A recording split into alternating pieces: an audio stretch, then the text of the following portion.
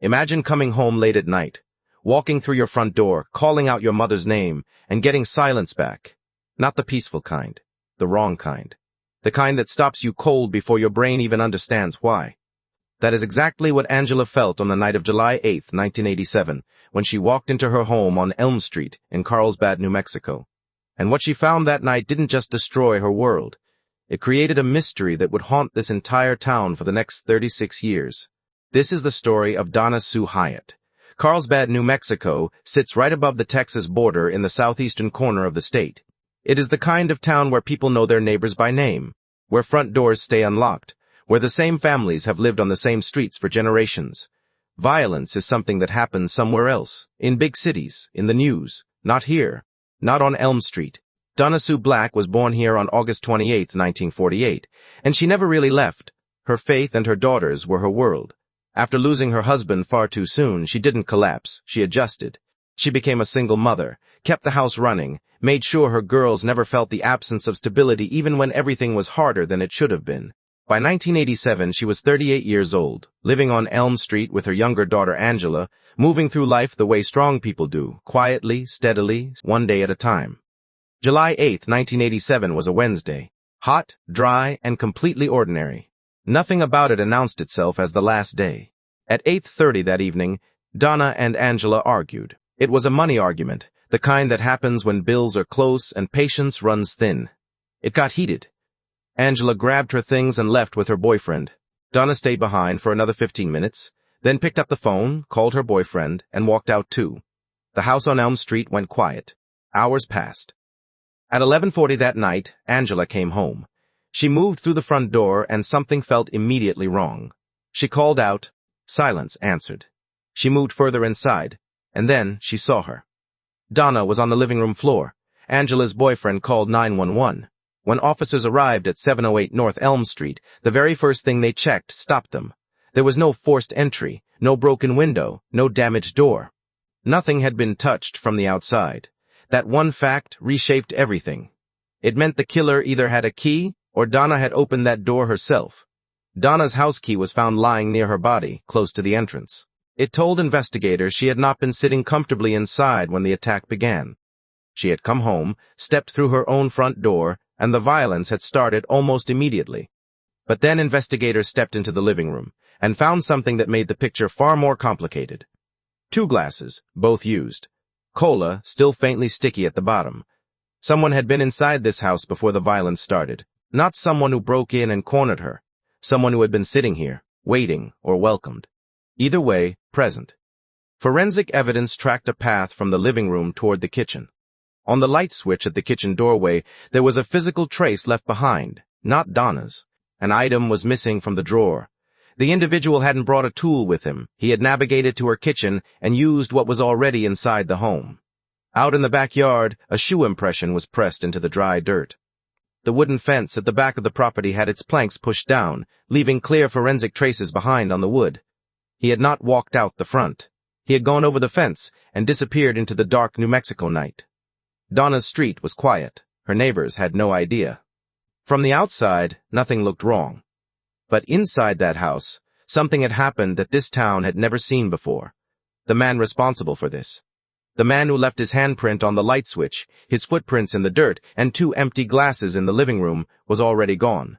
It would take 36 years, a relentless investigation, and a ghost from the past to finally answer the question. Who was the phantom on Elm Street? The officers who walked into 708 North Elm Street that night were experienced enough to know what a bad scene looked like. This was a bad scene. They moved carefully, touching nothing they didn't have to. The blood trail that started in the living room stretched toward the kitchen. The handprint on the light switch. The open utensil drawer with a knife-shaped gap in it. The back fence with the planks pushed down and blood on the wood. Every detail was documented, photographed, bagged.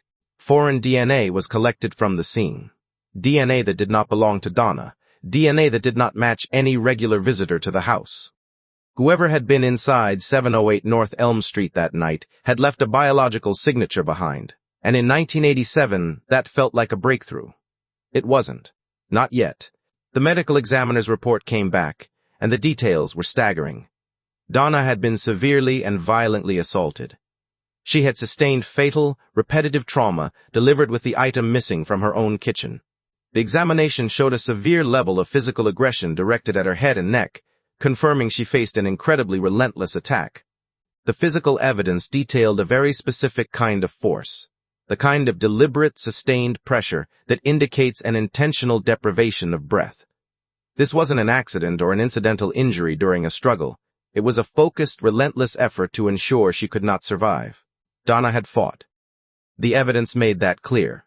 But her killer had been stronger, and he had been relentless, and he had used her own kitchen knife to make sure she could not survive what he had already started with his hands. The investigators now had a picture of what happened inside that house. What they needed was a picture of who. They started by retracing Donna's final hours, and that is when they found the brown paper bag. Inside Donna's purse was a receipt, a convenience store receipt, time-stamped at 9:13 p.m. That single piece of paper changed everything investigators thought they knew about the timeline. Donna had not come straight home after her argument with Angela. She had gone out first. She had stopped at a store just down the road, less than 90 minutes before her daughter found her dead. Detectives went to that store. They found the clerk who had been working that shift. And the clerk remembered Donna, not because anything dramatic happened, but because she had not come in alone. There was a man with her. Tall, thin, brown to blondish hair. Light-colored eyes, not brown. The clerk watched them together for long enough to notice that their conversation seemed easy, relaxed even. But there was something else the clerk noticed, something that stuck. They seemed like they had just met. Now the investigators had a problem. If this man was a stranger, someone Donna had only just encountered that evening, then why were there 2 used cola glasses sitting in her living room? You don't pour a drink for someone you barely know unless you have invited them in deliberately. And you don't invite a stranger in at night unless you feel, for whatever reason, that you are safe with them. Either Donna knew this man better than the clerk realized, or something passed between them at that convenience store that made her trust him enough to bring him home. That question had no clean answer, not yet. Around 10:30 that same night, a witness in the neighborhood had heard something. Not a scream, not a crash, just running. Fast, urgent footsteps moving through the alleyway behind Elm Street. The kind of running that has a destination, or an escape. The timeline was tightening. 9:13 at the store. Running heard at 10:30. Angela home at 11:40. Whatever happened inside that house had happened in that window. Investigators started building a suspect list. One name came up early. Earlier that same day, a friend of Donna's told detectives that Donna had met a man named Andrew, at a salon. She had given him her phone number and her address. That detail landed hard in the investigation room. A man. That day. With her address. Detectives moved fast. They found Andrew, ran his alibi, checked every edge of it. It held. Andrew was cleared. Angela was questioned. Her boyfriend was questioned. Every name in Donna's close circle was run through the same process.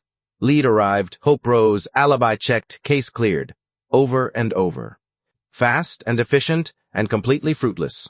Every door they knocked on opened into a dead end. Detectives took the physical description from the clerk. Tall, thin, light eyes, brown blonde hair, and they built a composite sketch. A face assembled from someone else's memory. It was released publicly. Carlsbad saw it. The region saw it. Nobody called.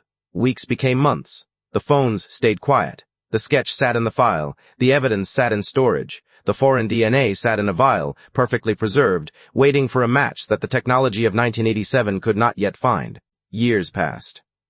At some point, investigators entered the DNA profile into CODIS, the National Criminal DNA Database. This was the system designed for exactly this moment. Thousands of profiles, millions of samples. The computer ran its search. No match. The database looked and came back empty. Whoever this man was, he was not in the system. He had not been caught for anything that had put his DNA on file. He existed somewhere outside the reach of every tool law enforcement had. The file grew heavier with dead ends and lighter on hope. Donna's daughters grew up. They built their own lives, carrying something that never fully went away, the knowledge that the man who killed their mother was somewhere, unidentified, unknown, unnamed. Every year that passed without an answer was another year he got away with it. Carlsbad moved on, the way towns have to. But the case did not close. It went cold. There is a difference. Cold means the investigation stalled, not that the evidence disappeared. The DNA was still there. The sketch was still there. The vial in storage was still there, holding the biological identity of a killer who had vanished into 36 years of silence. The sketch was out there.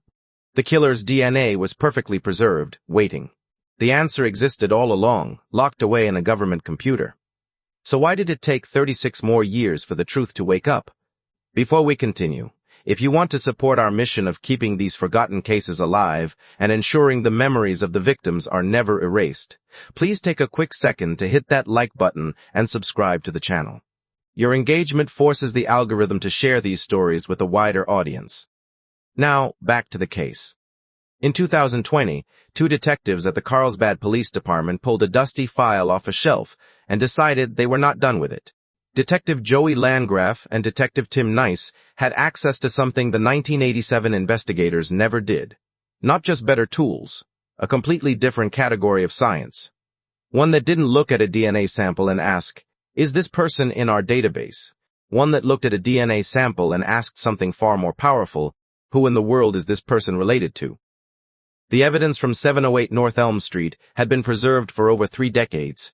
The foreign DNA collected from that crime scene was still intact, still viable, still holding every biological detail of the man who had been inside Donna's home that night. That sample was packaged and sent to Othram, a private forensic laboratory based in Texas. What Othram did with it was not complicated to understand, even if the science behind it is extraordinary. Think of DNA not as a fingerprint, but as a family map. Every person who has ever uploaded their genetic information to an ancestry database, looking for cousins, for heritage, for medical history, becomes a data point. Othram used forensic-grade genome sequencing to build a full DNA profile from the crime scene sample. Then they ran that profile against millions of entries in genealogy databases, not looking for an exact match, but looking for partial matches. Relatives. People who shared enough DNA with the unknown suspect to place him on a family tree. The FBI's forensic genetic genealogy team took it from there. They followed the branches, aunts, cousins, siblings, parents, working backward and forward through bloodlines until the family tree narrowed down to one person, one name, Michael Ruff Wigley. The name meant nothing to Carlsbad. It meant nothing to anyone connected to Donna's case. He was not in CODIS. He had never appeared in any previous investigation tied to this murder. He was a ghost, until now. Detectives pulled everything they could find on Michael Ruff Wigley, and what they found did not just confirm their suspicion. It made their blood run cold. He was born on March 6, 1959 in Vegas, Texas, a small town in the eastern part of the state. At 19 years old, he enlisted in the United States Army and was stationed at Fort Hood, one of the largest military installations in the country, located in central Texas near a city called Copperas Cove. Behind the structure of military life, something was already badly wrong with this man. On June 30, 1980, Wigley attacked a woman near Copperas Cove. He was 21 years old. The assault was documented. He was investigated. 18 days later, he killed someone. Sandra Bellman was 18 years old. She had just gotten married, a young newlywed from Oklahoma who had moved to the Copperas Cove area, full of whatever hope a new marriage carries at that age. On July 18, 1980, her life was tragically taken on an undeveloped residential lot near Copperas Cove. She had suffered a fatal, brutal assault. This act was not impulsive or accidental. It was the escalation of an individual who had already crossed legal lines just 18 days prior and had not been stopped. Wigley was arrested. He was indicted for Sandra Bellman's murder by a Coryell County grand jury on October 1, 1980. His bond was set at $50,000. Now here is where the story stops being just a crime story and becomes something that demands a harder question. The system looked at Michael Ruff Wigley, a man who had assaulted a woman, then murdered a teenager 18 days later, and it convicted him not of murder, but of rape, and it sentenced him to 12 years. 12 years for a pattern of violence that had already taken one life and nearly taken another. He served 5 years, out of 12, for what he did to Sandra Bellman and the woman before her. He walked out of prison in the mid-1980s, dishonorably discharged from the Army, with the rest of his sentence simply absorbed by a system that decided he had served enough. Think about that carefully. If the court had held him to the full 12 years, he would not have been free until the late 1980s at the earliest. Donna would have been alive. There would have been no night on Elm Street, no 2 cola glasses, no broken hyoid bone, no 36-year mystery, but he was free. and he knew exactly where to go. Wiggly had family in Carlsbad, New Mexico. After his release, he moved there, not passing through, not visiting briefly, but settling into Donna's town, walking Donna's streets, living inside the same small community where everyone knows everyone. And nobody knew what he was. He was there for 18 months before July 8, 1987. Long enough to become a familiar face in a town this size. Long enough to cross paths with a woman named Donna Sue Hyatt on a hot July evening. Long enough to end up standing outside her convenience store, and eventually inside her living room. The detectives building this profile were no longer just looking at a cold case. They were looking at a predator with a documented history of violence against women, handed an early release, who had walked directly into a community where nobody knew his past, and who had killed again. The monster was finally unmasked. After 36 years, Michael Ruff Wiggly had a name, a face, a history, and a trail written in blood across 2 states. But as detectives prepared to make their move, to confront this man, to build the final case, to give Donna's daughters the answer they had waited a lifetime for, they hit a wall that no laboratory, no computer, and no database could solve. How do you catch a dead man? The detectives had a name. Now they needed to find the man. What they found instead was a death certificate. Michael Ruff Wiggly had not been hiding. He had not been living under a false name in a quiet suburb, aging into anonymity. He had been dead for over 3 decades, and the way he died carried the kind of brutal, almost poetic weight that no courtroom sentence ever could. October 11, 1989. Wiggly was behind the wheel of his 1978 Ford Mustang, driving northbound on U.S. Route 60 somewhere outside Amarillo, Texas. He reached a railroad crossing. The warning signals were active. A Santa Fe railway train was coming, its horn sounding the kind of warning that leaves no room for misunderstanding. Wiggly did not slow down. The collision that followed was not a minor impact. The train caught the Mustang at full speed and carried the wreckage for 6/10 of a mile down the track. More than half a mile of twisted metal dragged across the Texas flatlands before the train finally stopped. Michael Ruff Wiggly was 30 years old. The system had given him 5 years instead of 12 and set him loose on the world. He had used that freedom to kill Donna Sue Hyatt. And then, 2 years after her murder, on a flat stretch of Texas highway, his story ended at a railroad crossing with no witnesses, no trial, no reckoning. Just the indifferent force of a freight train doing what freight trains do. He was buried at Lanao Cemetery in Amarillo, Texas. And there he stayed for 34 years, completely unknown to the investigators who were slowly, methodically working their way toward him. Now Landgraf and Nicey had a problem that no amount of detective work could easily solve. Their suspect was in the ground. His DNA profile existed in a laboratory. His DNA from the crime scene existed in another laboratory. But to definitively close this case, to give Donna's family something that would hold up, something real and undeniable, they needed a direct comparison. They needed DNA from Wiggly himself.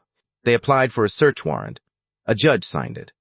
And in the spring of 2023, Detective Landgraf and Detective Nice traveled to Amarillo, Texas, with paperwork, purpose, and the full cooperation of Amarillo law enforcement. The morning they went to Lanao Cemetery was quiet, the way only early mornings in West Texas can be. Flat light, still air, the kind of silence that feels like it has weight. The grave had been there since 1989. Unremarkable. A man buried and largely forgotten, which is exactly what violent men often count on. That time will do the work of erasure. The work of opening that grave was not fast, and it was not easy. 34 years of compacted earth had to be carefully moved, but the remains were there. And from those remains, Othram Laboratory was able to collect what they needed. The sample went back to the lab. The process this time was different from the genealogy work that had identified Wiggly in the first place. This was kin SNP testing, a direct, definitive comparison between the DNA extracted from Wiggly's exhumed remains and the DNA profile built from the crime scene evidence collected at 708 North Elm Street in 1987. On April 11, 2023, the results came back. A perfect match. The DNA left at Donna's home, on her light switch at her crime scene, in her own house where she had poured him a cold drink, was definitively, scientifically, and without any possibility of error, the DNA of Michael Ruff Wiggly. After 36 years, the phantom on Elm Street had a name, a face, a history, and a confirmed biological connection to the night Donna died. Interviews with witnesses and family members, including Wiggly's own family in Carlsbad, confirmed what the DNA had already proven. He had been living in that town. He had been there when it happened. He had been there because the system released him 18 months before it should have. Carlsbad Mayor Dale Janway stood in front of his community and said what needed to be said. The city had helped fund this investigation, the DNA testing, the exhumation, every step of the process that had brought this resolution forward. And Janway made sure to name the officers and detectives from 1987 who had worked that original crime scene. The people who had collected and preserved every piece of evidence with enough care that 36 years later, a laboratory in Texas could still extract truth from it. Their work in 1987 made the answer possible in 2023. Without them, there would have been nothing left to test. But here is the weight that resolution cannot lift. Michael Wigley will never stand in a courtroom. He will never hear a verdict read aloud. He will never be handcuffed, processed, numbered, and placed in a cell. The legal system, the same system that failed Sandra Bellman, the same system that gave him 5 years when it should have given him 12, never got a second chance to do what it should have done the first time. What Donna's daughters got instead was an answer. Michelle and Angela grew up knowing their mother was murdered, and the man responsible was somewhere in the world, unnamed and free. That knowledge lives differently in a person than ordinary grief. Ordinary grief has edges you can eventually find. This kind of grief, the kind attached to an open question, has no edges at all. It just keeps going. For 36 years, they carried that. And then one April morning in 2023, 2 detectives called them with a name. Think about who Donna was, before all of this. A woman born and raised in a small desert town who lost her husband too soon and chose not to be destroyed by it. Who raised her daughters alone, kept the bills paid, kept showing up for her church and her community, kept being the kind of person people described the same way whether they knew her as a child or as an adult. Warm, generous, present. She opened her door that July night to someone she did not fear. That trust was not a flaw. That trust was exactly who she was, and it cost her everything. Justice didn't come in handcuffs or a crowded courtroom. It came in a silent lab from a cold grave in Texas soil, 36 years too late. But it came. And for Donna Sue Hyatt, that has to be enough. If this case made you feel something, leave a comment below and tell us what justice really means when the guilty never face a judge. Do you think the system failed Donna when it released Wigley early, and how many others may have suffered because of that decision? And if Donna were alive today, watching her daughters finally get answers after 36 years, what do you think she would say? The man who took their lives gave an interview to a local newspaper the very next morning. He told the reporter they were the nicest people in the world. He said he had never seen a couple get along better than they did. He said it with a straight face, in print. While the tragedy at that house was still actively unfolding, most people assume cold cases go unsolved because there are no witnesses. This one stayed unresolved for 24 years, even though one person knew the complete truth from day one and chose every single day to stay silent. This case would prove something most of us don't want to believe: the most dangerous secrets are not buried in the ground. They live inside a marriage. They get whispered as a threat inside a quiet house. They get repeated as a lie to investigators year after year after year for a quarter of a century. His name was Rick Lee Brink, born December 10, 1958 in Holland, Michigan. He trained carpenters for a living. His coworkers described him the same way every time: dependable, reliable, the kind of man who showed up and followed through. The day he met Gail Weingarten, he went home and told his mother, "I just met the woman I'm going to marry." He meant it. He wasn't the kind of man who said things he didn't mean. Her name was Gail Marie Weingarten, born April 24, 1965, one of 8 children. The family didn't have much money, but they had each other, and Gail never used the first as an excuse. From a young age, she told her older sister Cheryl she would work as hard as it took to never depend on anyone. She got her first job waitressing as a teenager. The pay wasn't much, but the tips were excellent because customers didn't just come back for the food, they came back for her. Her laughter was the kind people remembered long after the conversation ended. They met at work in 1984. He was 25, she was 19. Within days, she ended a previous relationship to be with him. Within a year, they were inseparable. Rick's friend Bill Whedon later called Gail liquid sunshine, the kind of person who lit up a room the moment she entered it. Rick spoiled her. She let him. She loved him back just as completely, and everyone around them could see it. April 25th, 1986, one day after Gail's 21st birthday, they married in a small church. Simple ceremony. The people who loved them filled every pew. The reception was at a lakefront club, and they danced until the lights came on. Then they left for a honeymoon cruise. Came home sunburned and happy and ready to build everything they had talked about. They found a house on Ransom Street in Park Township, 20 acres, a fixer-upper, priced low because the previous owner had lost it to the bank. Rick was a skilled tradesman. He wasn't afraid of the work. He got his hands in it immediately, and he filmed it. Room by room, he carried a camcorder through that half-finished house. Paint cans on the floor, walls stripped back to the studs, cabinets not yet hung, and in nearly every frame there was Gail covered in renovation dust, laughing at something off camera, turning toward the lens and waving. That footage still exists. 6 weeks after it was recorded, Gail was gone.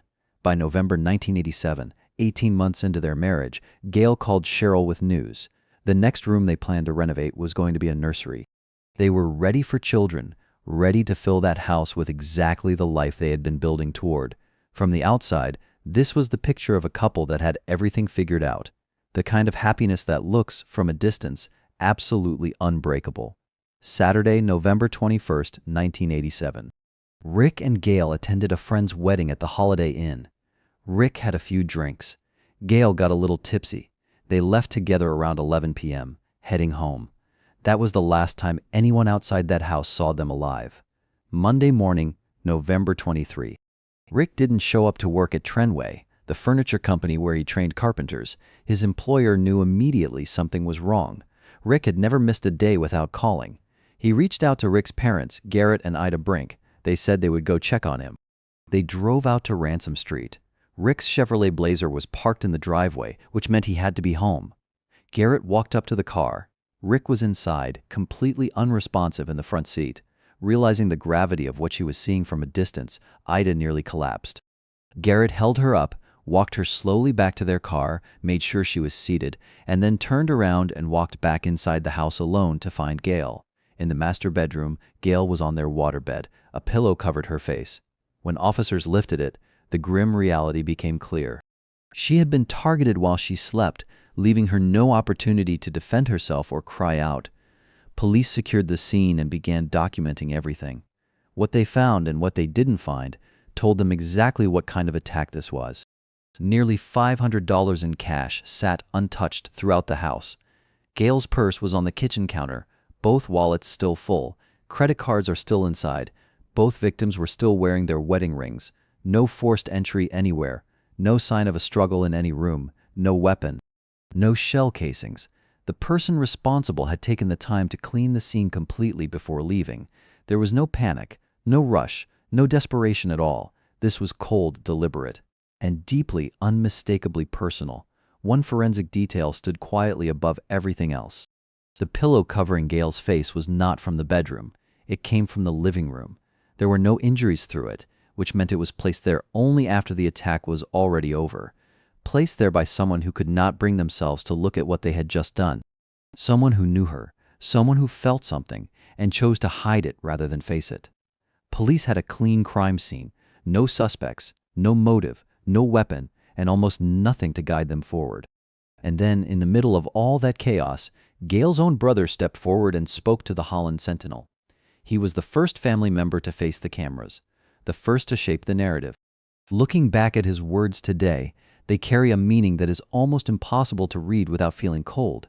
He was the one who knew exactly what had happened inside that house, and he was the one doing the talking. The first person detectives looked at was the man Gail had left before she met Rick. His name was Lars. They had been serious, lived together, built a house together, spent about a year as a couple before Gail walked away. The breakup was not peaceful. When she came to collect her things, a physical confrontation occurred, leaving Gail visibly shaken.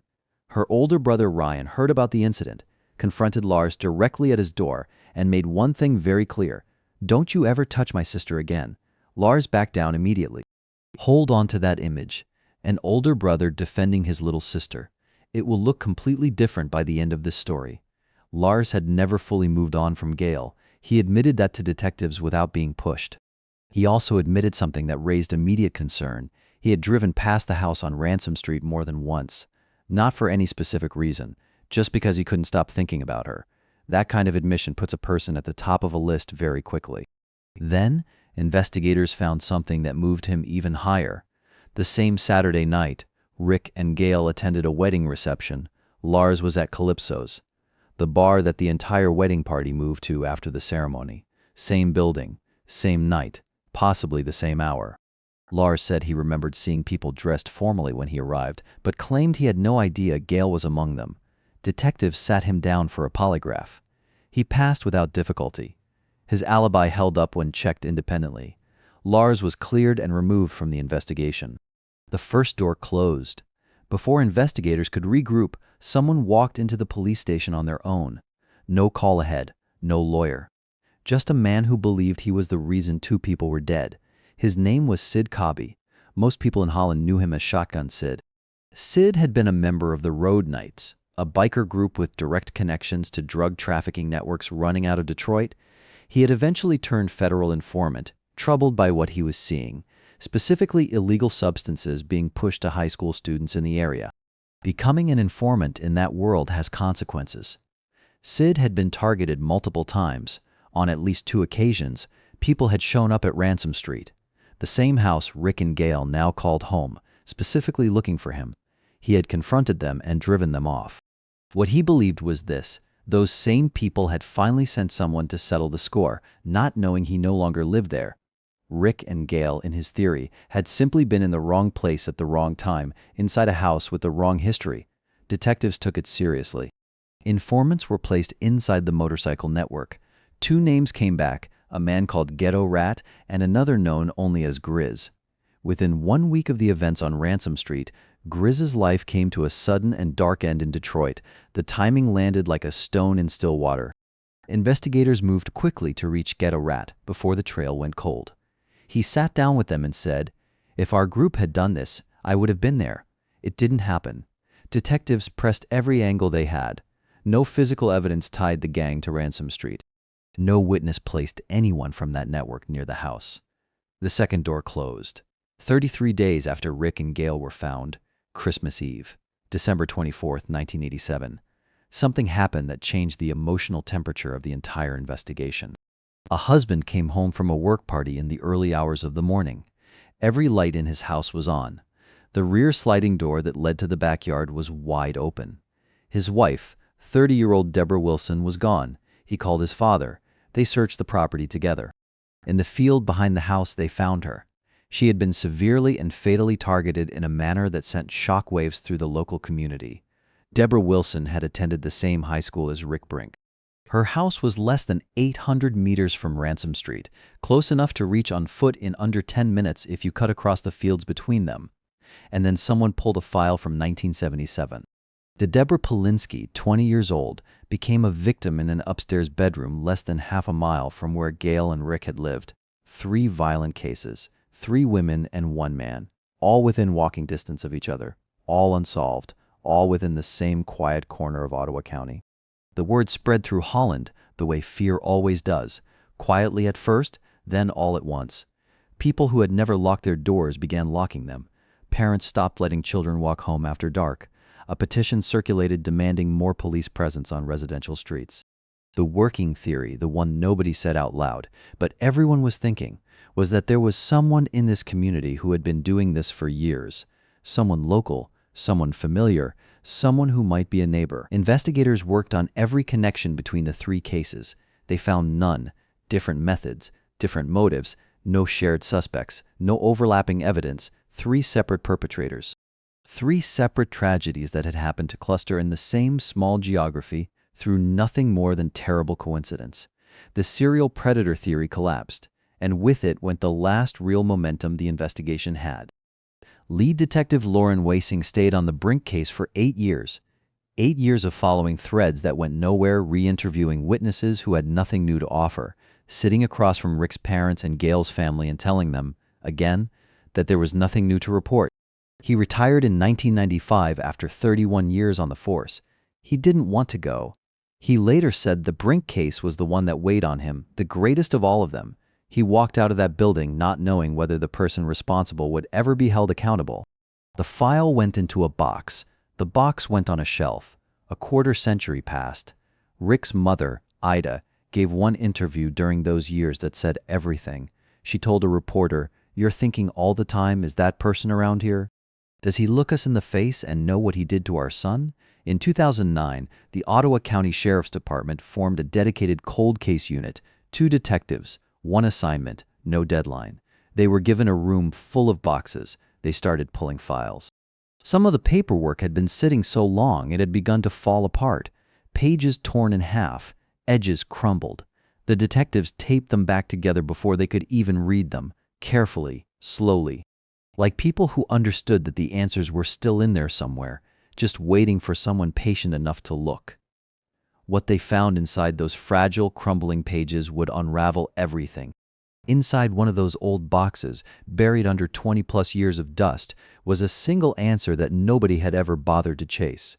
Detectives Venus Repper and David Blakely had been assigned to the Brink case in 2011. They were not from Holland. They had no history with the families, no old opinions about what happened, no reason to protect any version of the story.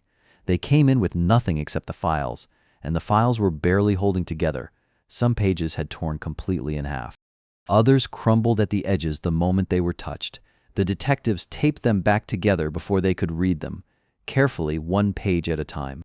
2 investigators sitting at a table, piecing together the broken fragments of someone else's story, trying to give it an ending it was never allowed to have. Detective Repper described their strategy simply: loyalties change, friendships change. People who were hiding a secret back then no longer feel the need, or they've held it so long they want to put it down.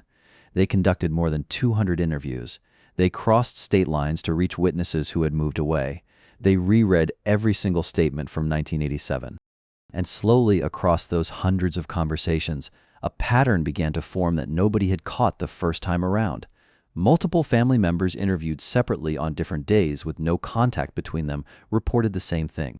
3 days after Rick and Gail were found, Gail's older brother Ryan was gathered with family when he said something that nobody fully processed at the time. He began describing completely unprompted a scene from inside the Brink house. He said he could picture exactly what happened. He described a figure walking down the long hallway, seeing Gail lying in bed, watching her turn onto her left side. The figure leans down and says to her, "I'll be right back." He narrated it as though he had been standing there watching it unfold with his own eyes. And then he said, "Sometimes I wonder if I could have done this." His family heard a man in shock, a grieving brother processing something too large to understand.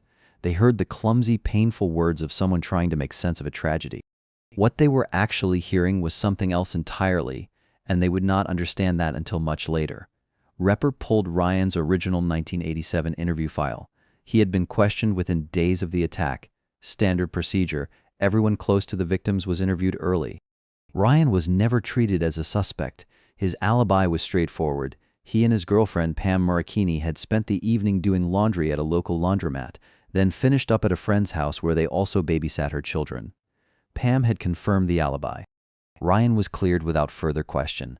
But Repper kept reading. Pam had given 2 separate statements during the original investigation. In the first, she confirmed the alibi. In the second, she agreed to sit for a polygraph examination. The examiner asked her one direct question: "Were you with Ryan for the entire night of November 21st? Pam answered, "No." That answer was written down, documented, filed, and then for 24 years, not a single investigator followed up on it. Not one. It sat there in black and white, in a crumbling folder, in a box, on a shelf, in a storage room, waiting for someone who was paying close enough attention to find it. Repper and Blakely drove to Ryan and Pam's home to re-interview them both. By this point, they had been married for 23 years. 3 children together. Ryan stayed home.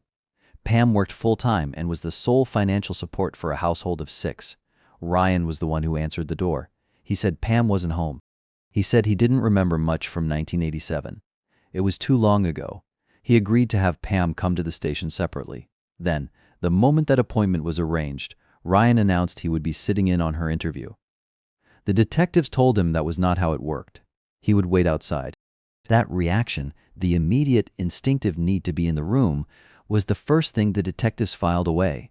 While reviewing Ryan's background from 1987, they discovered he had been involved with 2 women at the same time.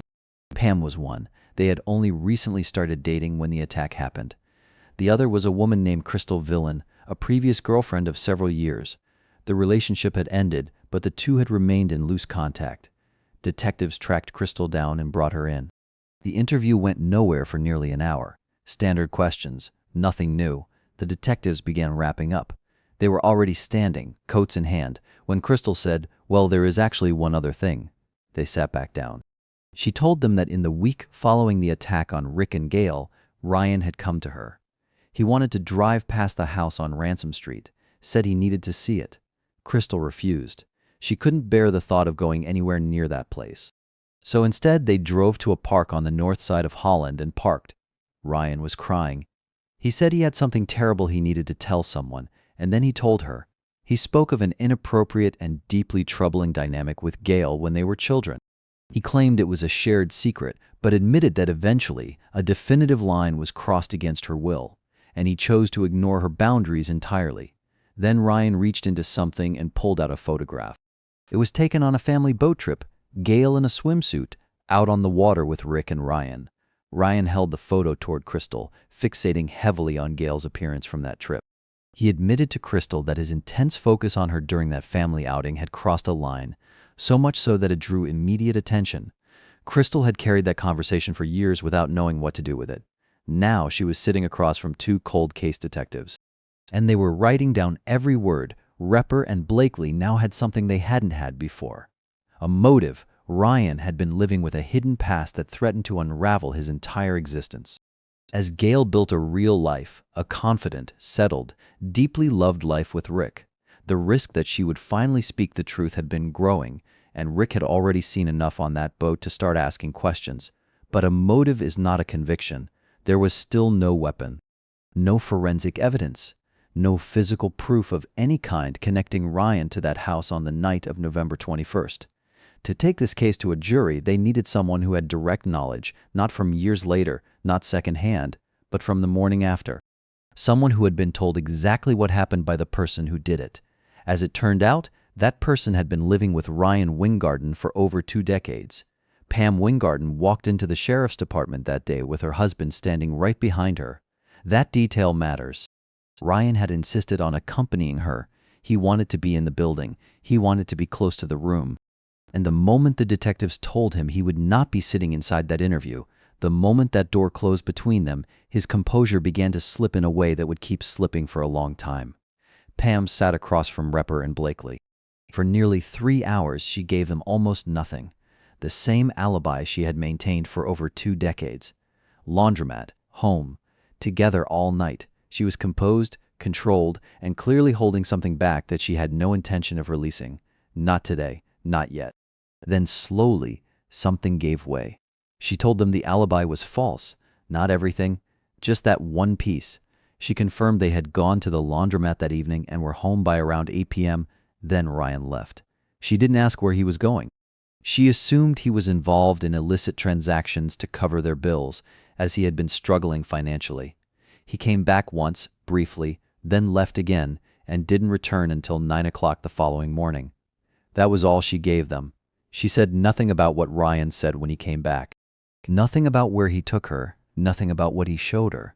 She was still protecting him, but a piece of the wall had come down, and the detectives knew it. Ryan was brought in immediately after. The detectives told him Pam had confirmed his alibi was false. He didn't move. "She's confused," he said. "That's not what happened." He would not give an inch on anything. Then Detective Blakely shifted the conversation entirely. Not on the night of November 21st. Not to the attack. He asked Ryan about his relationship with Gail, just that, nothing more specific. Ryan looked at him.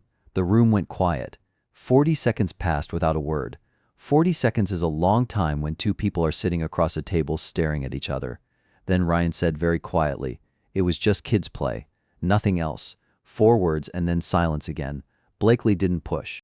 He noted it, filed it away, and let the moment sit. Its full weight would land somewhere else, in a different room, in front of a different audience, much later. Both were released. Ryan went home, and then the voicemail started. More than 30 of them, all directed to Detective Blakely's office phone over the days that followed. Ryan left message after message, insulting the detectives with language that would make most people hang up, while in the same breath calling them a necessary evil.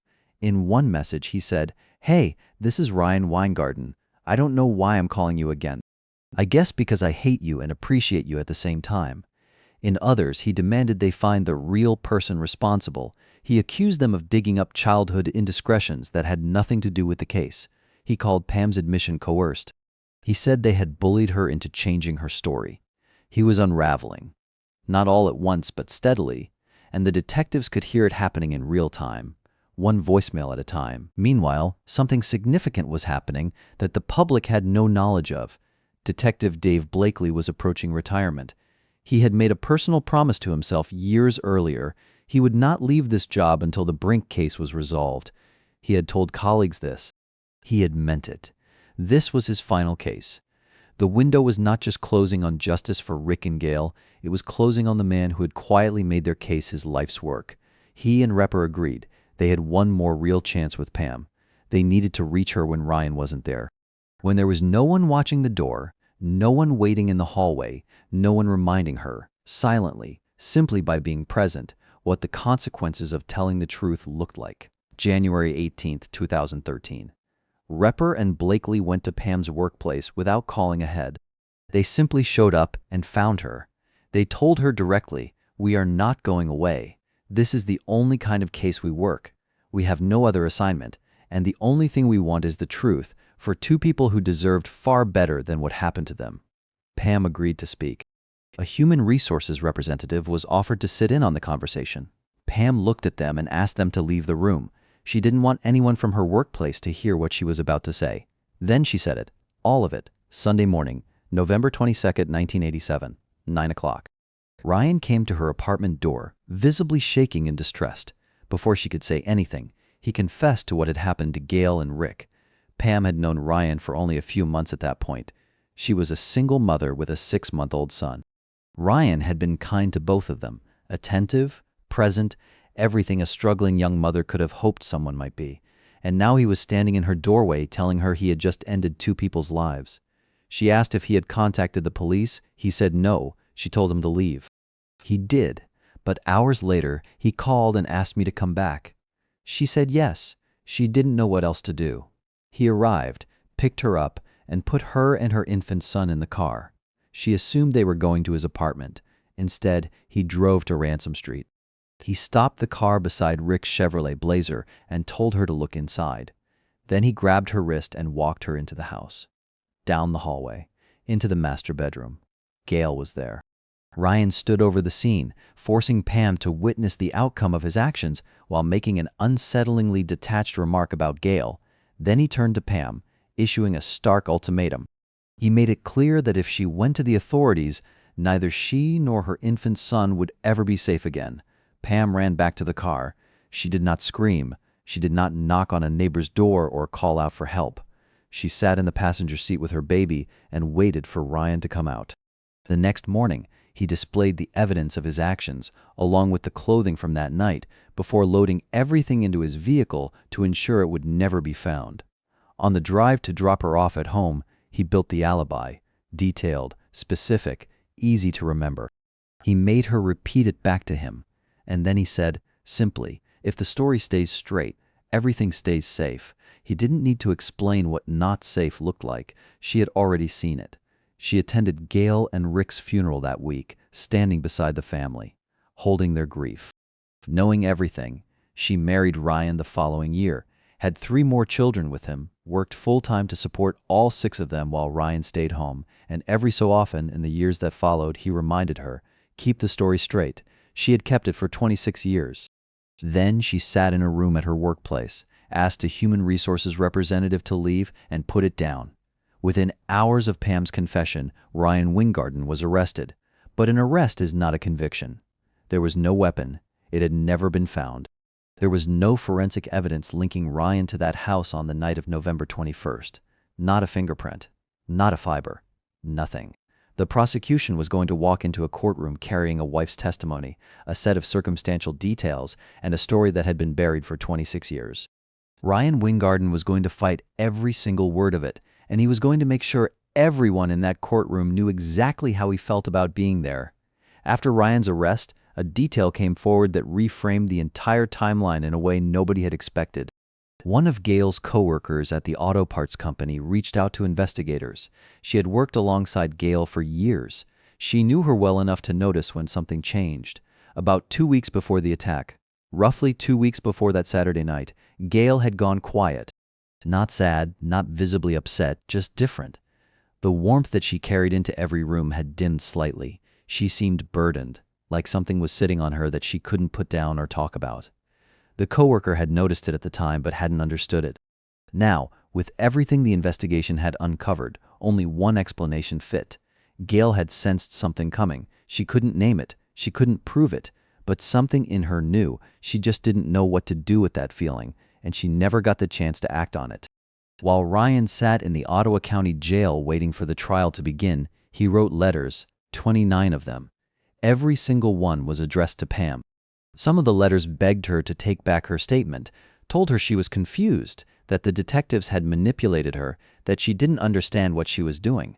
Some letters contained ominous warnings about the consequences of her testimony, shifting between pleading and hostility. And then there was one letter that stood apart from all the others. In it, Ryan told Pam she was only testifying against him because she wanted movie rights. His theory: if the story became a film, Pam would be the hero. Pam would get the credit. Pam would walk away with something while he sat in a cell. 29 letters, 29 different angles. Every one of them had a strategy built by a man who had spent his entire adult life managing the story around him and was watching that skill fail in real time. Pam read every letter. Then she filed for divorce. March 2014. Trial began at the Ottawa County Circuit Court in Grand Haven, Michigan. Judge John Hulsing presiding. 3 weeks. More than 60 witnesses. The courtroom filled every morning with family members, journalists, and people from Holland who had followed this case for over 2 decades, waiting for a day they had nearly stopped believing would come. Gail's sister, Cheryl Murphy, took the stand. So did Lynn, another sibling, their aunt. Crystal Villain testified with precise, steady detail about the park, the photograph, and every word Ryan had spoken to her while crying in the days after the attack. Each witness added a layer. Each layer made the picture clearer. And then Jim Meacham took the stand. Jim had been Ryan's childhood friend. They had grown up together, stayed close into adulthood, and Jim had briefly been Ryan's employer at a tree trimming operation before they settled back into just being friends. He testified about the morning of Monday, November 23, 1987. He had stopped by Ryan's apartment early, the way he often did before heading to work for coffee. Ryan and Pam were both there. Both were visibly distressed. Ryan told Jim that morning, "My sister's been taken from us." Rick and Gail's remains weren't officially discovered until later that same morning when Rick's employer contacted his parents and they drove to Ransom Street. The news didn't reach the broader family until that afternoon. Jim Meacham had been told hours before anyone outside that house could have known. The only explanation for that was the one nobody wanted to say out loud in 1987, but everyone understood perfectly in that courtroom in 2014. Pam took the stand. She sat down without looking at Ryan. She had protected him for 26 years. She had built a life around keeping his secret. Now she sat in a courtroom and told a jury everything: the Sunday morning confession, the drive to Ransom Street, the hallway, the bedroom, the threat that included her infant son. She described what daily life with Ryan had actually looked like from the inside. He had not allowed her to maintain friendships of her own. He called her at work every single day. Not to check in, but to monitor her. He controlled every financial decision the household made. He homeschooled their children against her wishes, deciding what they were exposed to and what they were kept from. She explained to the jury why she had stayed as long as she did. Her father had been emotionally controlling and harmful, and when she met Ryan, his behavior felt like something she already knew how to survive. She had been shaped by that pattern long before she had language for what it was. The jury listened to every word. Then Ryan stood up from the defense table. He shouted across the courtroom that Pam was a black-hearted, evil woman. He said he could not believe the things she was saying about him. The outburst was immediate, loud, and completely uncontrolled. Judge John Hulsing had Ryan Wingardin removed from his own trial. He sat outside a closed door in the hallway while the woman who had protected him for 26 years finished her testimony without him in the room. The most revealing testimony came from a man named Daryl Kane, a fellow inmate who had shared a cell block with Ryan while he waited for trial. Kane told the jury that Ryan had spoken openly about what he had done, not with guilt, not with shame, with something that felt closer to satisfaction. Ryan had also talked about Cheryl, his surviving sister, the woman who had spent 25 years publicly campaigning for this case to be reopened, writing letters, speaking to journalists, refusing to let it go cold again. Ryan told Kane, "If I had known she was going to cause me this much trouble, I would have dealt with her a long time ago." And then, Kane testified, Ryan made a slow and deliberate gesture with his hands, miming what he would have done to her. Completely calm while he did it. No agitation. No remorse. Just a man describing a decision he wished he had made. The defense pushed back on every front. They attacked Pam's credibility and called her testimony coerced. They raised the biker gang theory one more time. They floated the idea that Gail had been targeted over financial irregularities at her workplace, suggesting a company document had been present at the crime scene and removed before police could examine it. The company representative who testified said flatly, "No document was requested, no document was taken." The prosecution responded to the workplace theory in open court and called it, without hesitation, little green men from Mars stuff. 3 weeks of testimony, 60 witnesses. A defendant was removed from his own trial for shouting at his wife. The defense was resting on theories that the prosecution had just publicly dismissed. And then Ryan Weingarten asked to take the stand in his own defense. The courtroom went still in a particular way, because everyone in that room understood what was about to happen. They were about to watch a man who had spent 26 years carefully managing the story around him try to manage it one final time in front of a jury that had already heard everything. Ryan Weingarten took the stand in his own defense, and Pam was already gone. She had left the courtroom before he sat down. She had testified. She had said every word that needed to be said. She had no interest in watching him stand in front of a jury and deny it. The seat where she had been sitting was empty, and Ryan, when he looked toward it, would have seen nothing but an absence. He could not hold himself together from the first moment. He went off on tangents that had nothing to do with the questions asked. Judge Halsing redirected him, then redirected him again. Ryan accused the detectives of inventing evidence against him. He claimed Pam had been manipulated into everything she said. He suggested she was doing this to secure grounds for divorce. He cried. At one point, he looked up at the ceiling of the courtroom and addressed God directly, out loud, in the middle of his own testimony, as though he believed that would help. He was not a man mounting a legal defense. He was a man performing innocence for an audience that had already sat through 60 witnesses describing exactly who he was. Then the prosecutor asked him about Gail. Under oath in open court, Ryan admitted it. He described 3 incidents involving his sister. The first, he said, happened when he was 12 and Gail was 9. He called all of it, collectively, just kids' play. He moved through the second incident quickly. Then he described the third and final one. He was 15, Gail was 12, and he added a detail that he appeared to believe would help him, a single sentence, delivered calmly, as if it settled something. The courtroom went completely still. The prosecutor let the silence settle, then began taking Ryan's own words apart, piece by piece.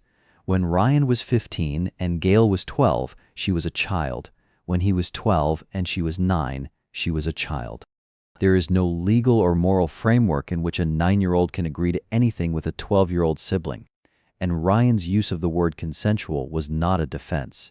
It was a confession repackaged in language he had spent years perfecting. Crystal Villain had testified before the same jury that Ryan admitted to her, unprompted, in a park, while crying days after the attack, that the last time it happened, Gail had said no, and he had not stopped. Ryan's version called it mutual. Crystal's account, given years before any trial existed and with no reason to fabricate, said something completely different. And the math Ryan kept trying to construct to support his own story kept collapsing. He said the incidents happened at specific ages, but the ages he cited didn't add up with the known age gap between him and his sister. He couldn't keep his own timeline consistent across a single afternoon on the stand. He also told the jury he had no reason to want Gail silenced. He said he wouldn't have cared if she had told Rick everything, But Pam had already testified that Ryan explicitly said he did it because he was afraid of exactly that. And Crystal had already testified that Rick had seen the way Ryan looked at Gail on that boat trip, and Ryan had known Rick understood. Two women, two separate conversations, years apart. Both are pointing to the same thing against one man whose account matched neither. March 28, 2014. The jury went out. 4 hours later, they came back.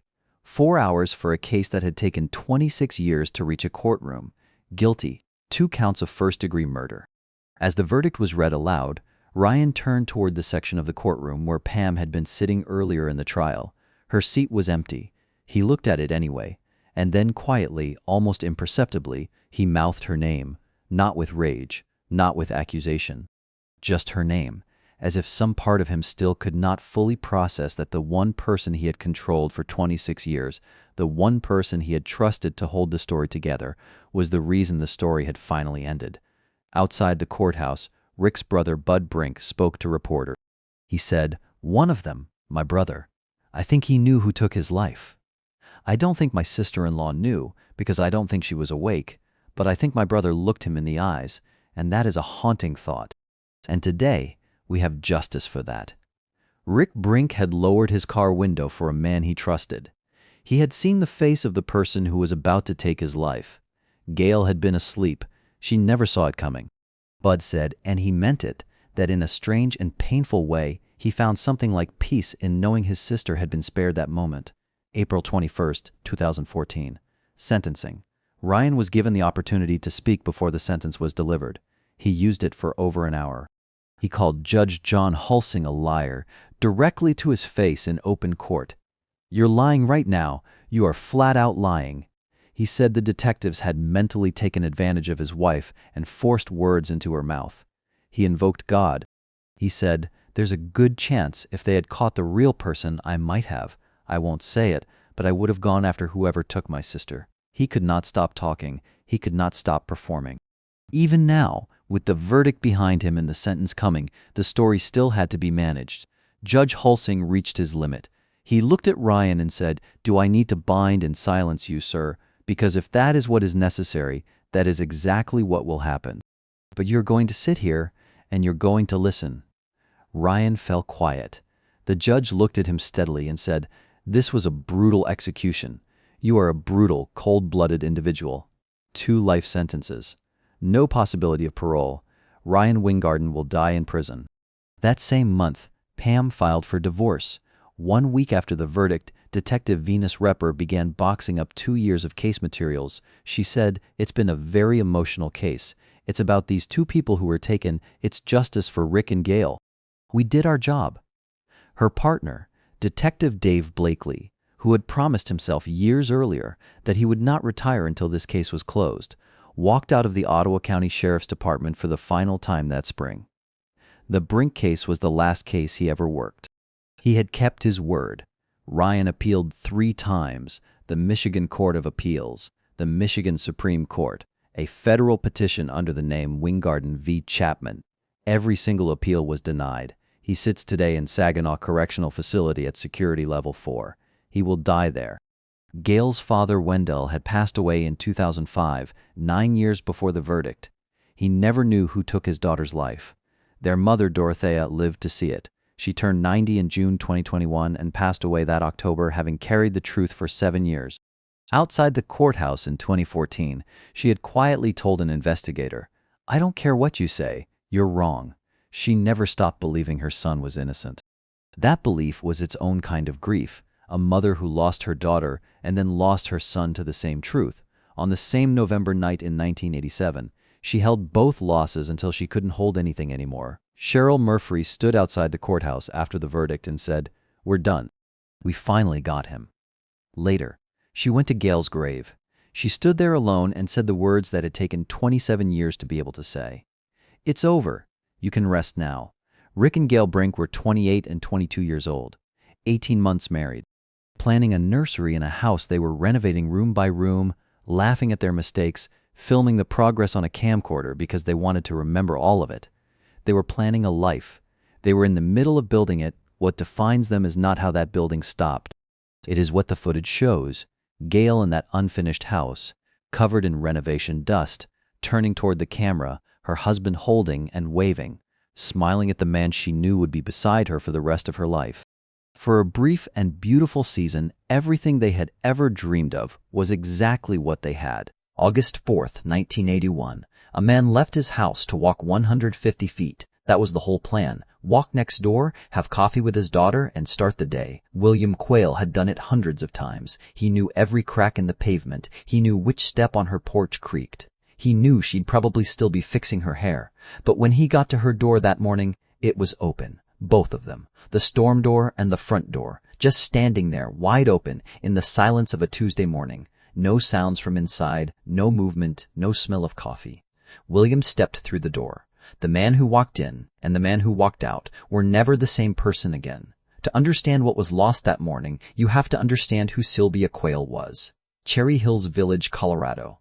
In 1981, this wasn't just a zip code. It was a feeling, a small, wealthy suburb just south of Denver. Population just over 6,000. Wide streets, big yards, neighbors who waved at each other. The kind of town where people left their windows open at night because nothing bad was supposed to happen here. Sylvia had lived close to this world her whole life. Born September 23rd, 1946. Graduated from Inglewood High School. Took a job as a secretary at a local architectural firm. But one job was never going to be enough for her. Sylvia was a force of nature. Influenced by her Uncle Wesley, a respected local architect, she spent hours studying complex blueprints, sharp, analytical, and completely self-driven. She ran her own custom wedding cake business, The Buttery, while mastering pottery on the side. Her sister Jo still keeps those pottery pieces in her home today. She was building a beautiful life, completely self-made. But through all of it, she never moved far from home. Her parents' house was 150 feet from her front door. Not across town, not a short drive, 150 feet. And every single morning, without fail, Sylvia walked over for coffee before starting her day. Nobody forced her. There was no obligation. She just wanted to be there. That morning ritual is the only reason William found her when he did, and it is the reason this story exists at all. August 3rd, 1981 was a Monday. The heat had been relentless for days, close to 85 degrees, the kind that doesn't let up even after dark. People across Cherry Hills Village had been sleeping with their windows open just to breathe. Sylvia's day was completely normal. Work, home, nothing unusual. No argument, no strange visitor, nothing anyone would remember later. That night, around 11 p.m., she called her younger sister Jo. They talked the way they always did. Easy, relaxed. Plans were made to see each other the next morning. Then they said goodnight. Sylvia put down the phone, turned off the lights, went to bed. She had no idea that was the last conversation she would ever have with her sister. The next morning, Sylvia didn't show up for coffee. 1 minute passed, then 5, then enough time that it stopped feeling like she was just running late. This had never happened before, not once. Her parents both knew it. So when the phone rang with no answer, William didn't wait. He walked out his front door and covered that 150 feet. But as he reached the porch, the familiarity vanished. The storm door was unlatched, swaying slightly in the morning breeze. The heavy wooden front door behind it was pushed back into the dark hallway. It looked like an invitation, or a warning. William stepped inside. She was found on the living room floor. A white towel had been placed over her face, and the signs of a violent struggle were everywhere, stretching from the bedroom doorway all the way into the main living space. It was clear to investigators right away that the attack had started while she was in bed. For a father standing in that doorway, there are no words for what that moment does to a person. William moved toward her. With shaking hands, he tried to adjust the towel, just to cover her, just to give her some dignity. Then he turned to call for help. But the phone line inside the house had been cut. And outside, the main line running to the house had been pulled down from its insulator, looped over the hood of Sylvia's 1974 Chevrolet Corvette, and snapped using a garden hose. That one detail stopped investigators cold. You don't grab a garden hose in the middle of a break-in. You bring it knowing what you're going to do with it. This wasn't a robbery that got out of hand. This was planned. Before he ever set foot inside, police responded to a call of "woman down" just before 8 a.m. What they found over the next several hours was staggering. More than 140 separate pieces of evidence collected from that single home. Sylvia's broken fingernails. She had fought back, hard. A kitchen knife on the floor near her body. The bathroom window screen found in tall weeds 50 to 75 yards from the house. The bedroom window screen with a small hole carefully cut into its lower corner. A first attempt at entry that failed. And then there was the orange area rug in the living room, the one Sylvia's body had been found lying on. To the naked eye, it looked like the rest of the scene, but it was hiding something the science of 1981 had no way to read yet. Then, in the kitchen, officers noticed something else entirely. Sitting on the counter, untouched by the violence, was a single can of vanilla Coke. Sylvia's family didn't recognize it. It wasn't hers. Nobody could explain how it got there or who had brought it into that house. It sat there like a silent calling card from someone who had vanished into the dark. The killer walked away from Cherry Hills Village that night believing he had committed the perfect crime. Cut the lines, come in the dark, leave no name. But Sylvia had fought him. And in that fight, he left something behind he couldn't see and couldn't take back. It was on that orange rug, and it was on that vanilla Coke can. Silent, invisible, waiting. The question was, would anyone ever have the tools to find it? Every case on this channel represents weeks of research, late nights, and real lives that deserve to be remembered. If Sylvia's story moved you, take 1 second to hit like and subscribe. It's the only thing that keeps this channel alive. Drop a comment and tell us which part hit you the hardest. More solved cold cases are waiting in the description below. Now, let's get back to the case. To understand how a killer breached a house that was supposed to be safe, we have to step back into the dark of that August night. Around 11 p.m., Sylvia had put the phone down, turned off the lights, and gone to bed. She was completely unaware that somewhere outside, in the suffocating summer heat, a shadow was already moving, not passing by, not stumbling onto the property by accident, moving with purpose, moving like someone who had already thought this through. Before he touched a single window, he took care of the phone lines. The line running into Sylvia's house from outside had been pulled down from its insulator on the south wall. It wasn't ripped in a moment of panic. It was looped deliberately over the hood of Sylvia's 1974 Chevrolet Corvette and then snapped downward using a garden hose for leverage. Think about that for a second. He didn't just cut a wire. He engineered the cut. He knew exactly where the line ran. He knew how to bring it down cleanly and quietly. No neighbor woke up. No lights came on across the street. Sylvia slept through the whole thing. She was now completely isolated. Even if she reached a phone, there was nothing on the other end. Then he moved to the house. He didn't go straight for a door. He went to the windows. His first target was the bedroom window, the room where Sylvia was sleeping. Investigators found a small hole cut precisely into the lower corner of the window screen, not torn, not punched through, the kind of careful, deliberate cut you make when you're trying to reach the latch from outside without making a sound. But something stopped him there. Maybe the latch held. Maybe he heard movement. Whatever the reason, he didn't get through that window. So he moved. He tried one window, then another. He was not going to stop. His next target was the bathroom window on the east side of the house. The summer heat had been relentless for days, and like most people in Cherry Hills Village that week, Sylvia had left that window unlocked for airflow. The screen was the only thing standing between him and the inside of her home. He removed it. He didn't just pull it off and drop it by the wall. He carried it away from the house and threw it into tall weeds 50 to 75 yards away. Then he used a tool to pry the bottom of the wooden window frame.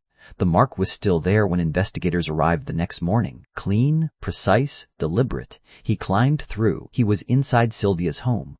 What happened next, investigators rebuilt not from a witness, but from blood.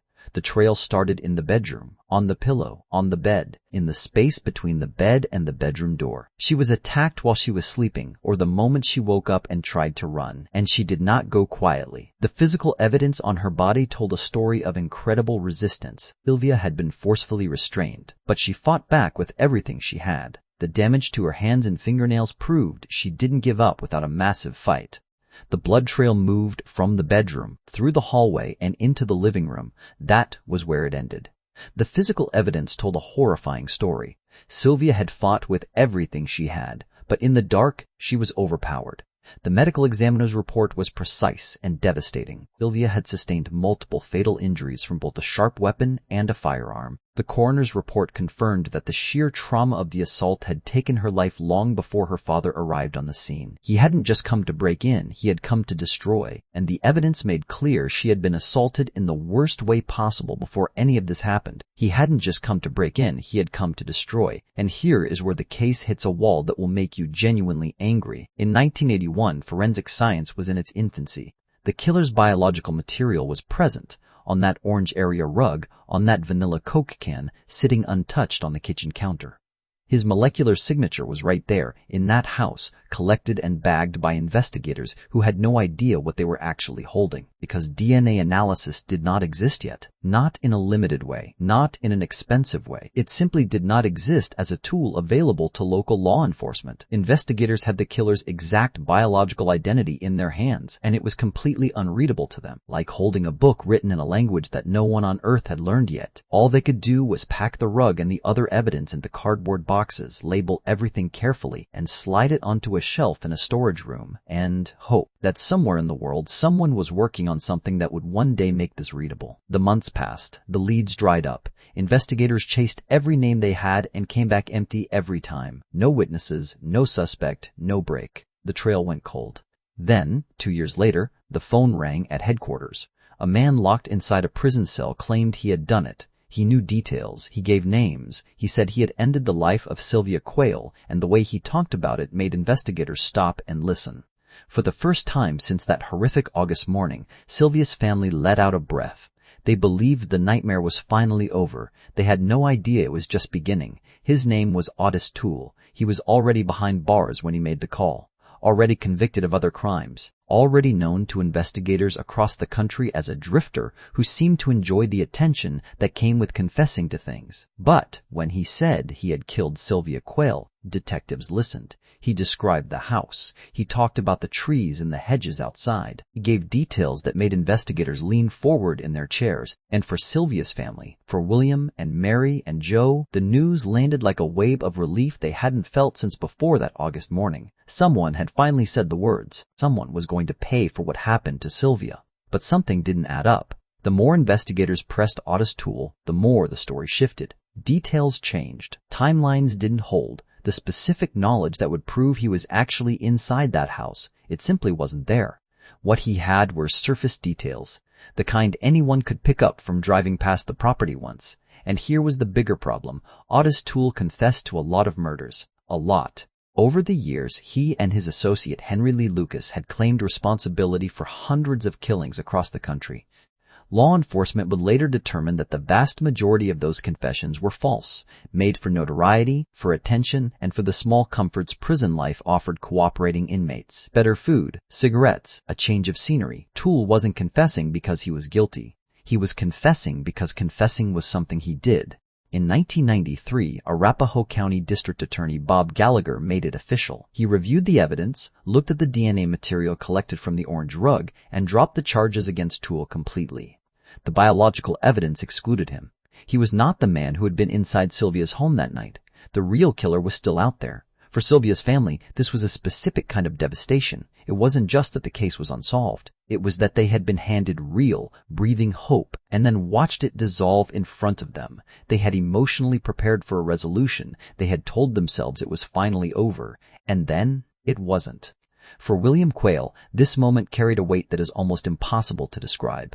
He was the man who had walked 150 feet on an August morning and found his daughter on the floor. He was the man who had moved that white towel with shaking hands. And now, more than a decade later, he was being told that the person responsible was still unknown, still free, still out there living a life. Every year that passed, every holiday, every quiet morning, William carried that. He never stopped waiting for an answer that never came.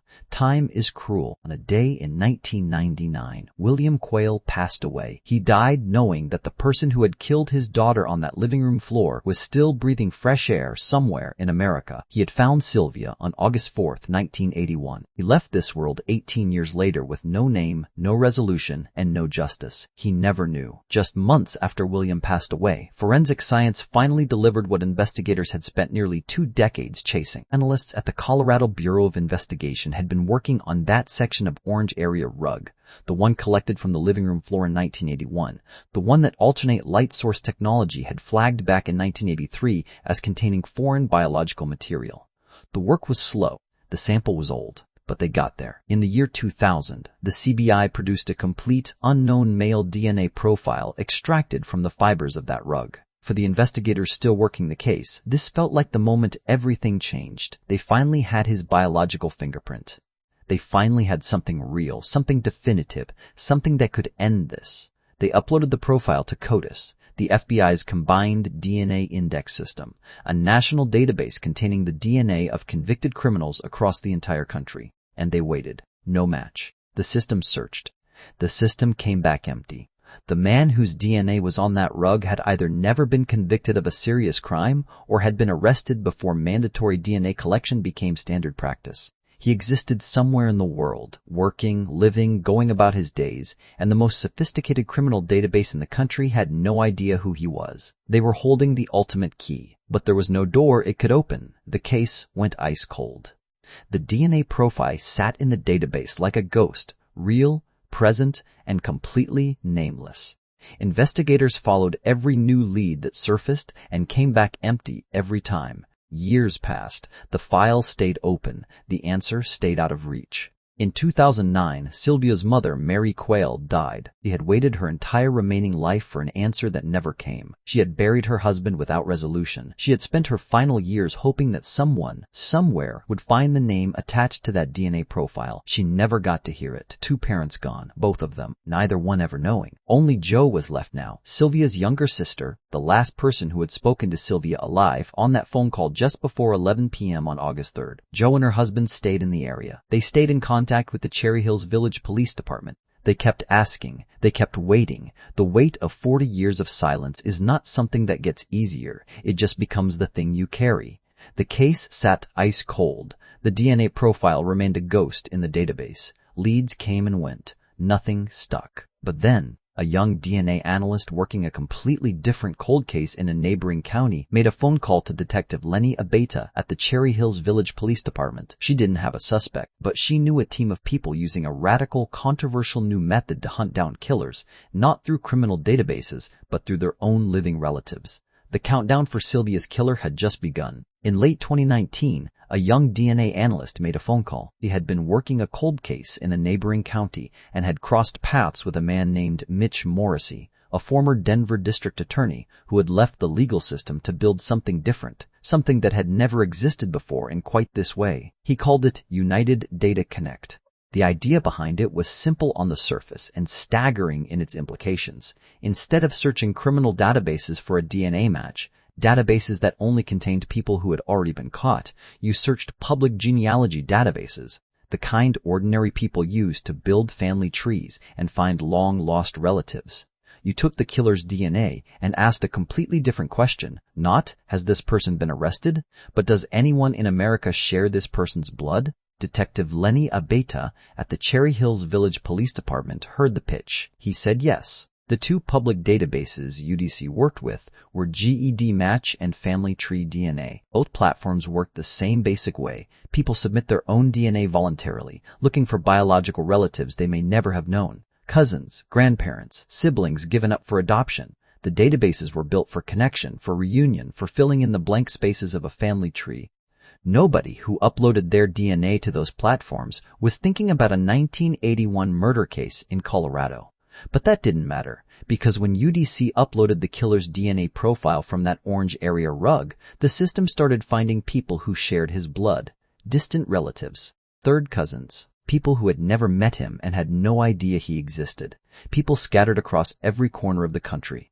The system returned 3,300 matches, 3,300 people, not suspects, relatives of a suspect, people who shared fragments of the same DNA through bloodlines that branched and spread across generations. Some were close matches. Most were distant. All of them were a thread in a web that, somewhere at its center, had one person waiting at the end of it. 3,300 strangers standing between investigators and a name. This is not a spreadsheet problem. This is not something you solve in an afternoon. This is months of grinding, painstaking work. Pulling public records, reading old newspapers, cross-referencing birth certificates, marriage licenses, obituaries, property records, building family trees branch by branch, eliminating people by age, by geography, by gender. Every person who couldn't have been in Cherry Hill Village in 1981 ruled out. Every person too young, too old, confirmed deceased, ruled out. The maze had 3,300 doors. Only one of them led to the right person. First, they mapped the entire genetic pool from GED match and family tree DNA, 3,300 distant bloodline connections to the unknown male profile. Then they started sifting. Public records, obituaries, marriage licenses, eliminating names by age, gender, and whether they had any connection to Colorado in 1981. That work isolated one specific family branch. Then they crossed that branch against local criminal history and known methods of operation from Cherry Hills area cases. And slowly, the way a photograph develops in a darkroom, one detail at a time, a single name came into focus. On May 26, 2020, United Data Connect gave Detective Abeta a name, David Dwayne Anderson. In 1981, David Anderson was 22 years old. He lived in Inglewood, Colorado, just a couple of miles from Cherry Hills Village. Close enough to know the neighborhood, close enough to have driven those streets, walked those sidewalks, noticed which houses sat quiet at night. Between 1981 and 1986, he was arrested 8 separate times for residential and commercial burglaries. 8 times. Caught, processed, and released without serious punishment. Because the crimes, while numerous, never escalated to the level that triggered long-term incarceration. But here is the detail that made investigators go cold when they read it. In at least one of those residential burglaries, the method of entry was identical to what happened at Sylvia's house. Anderson had entered the home by removing the window screen and discarding it away from the property. Same move, same deliberate removal rather than destruction, same careful, practiced method of getting into a house quietly without leaving obvious damage. He had done this before, not murder, but the same moves, same windows, same method. He had practiced breaking into homes for years, and in August of 1981, he had taken that practice somewhere it had never gone before. But here was the part that made everything worse. The man investigators were now looking at was not a 22-year-old drifter in Colorado anymore. David Dwayne Anderson was 62 years old. He had left Colorado and eventually settled in Cozad, Nebraska, a small, quiet town where nobody asks too many questions. He had a job, he was employed, and according to the prosecutor who would later stand in a courtroom and say these exact words out loud, Anderson had gotten married. He had kids, a wife, children, a whole life built on top of what he had done. For 40 years he had woken up every single morning and gone about his day like a man with nothing to hide, while William Quayle died without answers, while Mary Quayle spent her final years waiting, while Joe carried the silence of her sister's last phone call for 4 decades. Anderson never looked back. The distance between what he took from Sylvia and what he kept living, that gap is almost impossible to sit with. Investigators now had a name. But a name alone would not hold up in a courtroom. To arrest David Anderson for the murder of Sylvia Quayle, they needed his DNA, a direct, current biological sample from the man himself, compared against the profile from that orange rug. They needed it without tipping him off. The moment Anderson suspected he was being watched, he could lawyer up, go silent, or disappear entirely. So in January 2021, a UDC investigator and Detective Abeta traveled to Cozad, Nebraska. They didn't announce themselves. They didn't drive up to his apartment. They positioned themselves where they could watch without being seen, and they waited. They studied his routine carefully. They tracked his movements. They watched him come and go day after day, completely unaware that 2 people in a parked car nearby had already decided his 40 years of freedom were coming to an end. For days they watched and waited for the right moment, the moment that would give them what they needed without breaking the chain of custody that a future courtroom would demand. Then, on an ordinary Nebraska morning, it finally came. January 18, 2021. David Anderson walked out of his apartment building in Cozad, Nebraska with a trash bag in his hand. He didn't look around. He didn't pause. He walked to the dumpster, threw the bag in, and went back inside. 30 seconds, maybe less. Just another ordinary morning for a man who had been having ordinary mornings for 40 years. He had no idea that 2 investigators were sitting in a parked car watching every step he took. The moment he disappeared back through the door, they moved. They pulled 2 bags from that dumpster, brought them back to Colorado. laid everything out and went through it carefully, item by item, looking for anything that might carry a usable DNA sample, something Anderson had touched, something his biology had transferred onto without him thinking twice. 15 items total. A water bottle, a bottle of rum, 2 beer bottles, several other items from daily life, and 1 empty can of vanilla Coke. Decades earlier, investigators had processed a crime scene filled with baffling, cold dead ends, evidence they could see but not read, a killer they could feel but not name. Now, 40 years later, a single discarded soda can from an ordinary morning routine was about to carry the weight of a lifetime. The can went to the lab. On January 29, 2021, 11 days after pulling that trash bag, the results came back. The DNA extracted from the lip of that vanilla Coke can match the DNA profile from the orange area rug collected at Sylvia's home in 1981. Not a partial match, not a probable match, a complete, exact match confirmed across multiple pieces of evidence collected from Sylvia's body and her home that morning. In a courtroom, DNA evidence of this quality carries a statistical weight that is almost impossible to put into human language. The probability of that DNA belonging to anyone other than David Dwayne Anderson was effectively zero. This was not a clue pointing in his direction. This was a mathematical certainty with his name written all over it. 40 years of silence, broken by an empty soda can pulled from a Nebraska dumpster. On February 10, 2021, law enforcement arrested David Dwayne Anderson at his home in Nebraska. He was 62 years old. He waived extradition and was brought back to Colorado. Investigators sat across from him and gave him the chance to speak. He took it. He agreed to an interview, and when they asked him about Sylvia Quayle, he said he had never heard that name, said he didn't know her, said he had absolutely no idea how his DNA could possibly have ended up inside her home. He sat there, 62 years old, and denied everything. But his DNA had already told the truth he refused to. On February 25, 2021, Cherry Hills Village Police Chief Michelle Tovrea stood at a press conference and announced the arrest. Behind her, photos of Sylvia Quayle appeared on a screen. The woman she was, the life she had lived, the person this community had lost on that August morning 4 decades earlier. District Attorney John Kellner stepped to the microphone. When we first started our cold case unit in 2013, this is a case most people said would never be solved. But time and science march on. Then he looked directly at the room and said something aimed far beyond the people sitting in those chairs. For any killer who thinks they got away, know that we are still coming for you.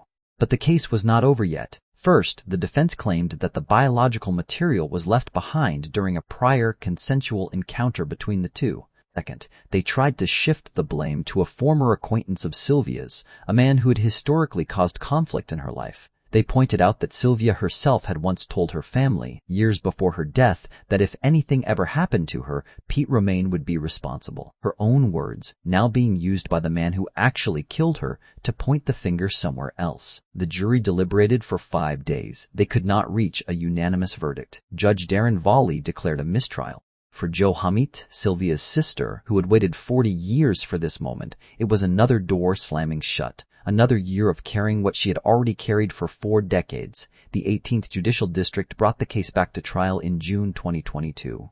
This time, the jury absorbed everything together. The DNA match across multiple evidence items.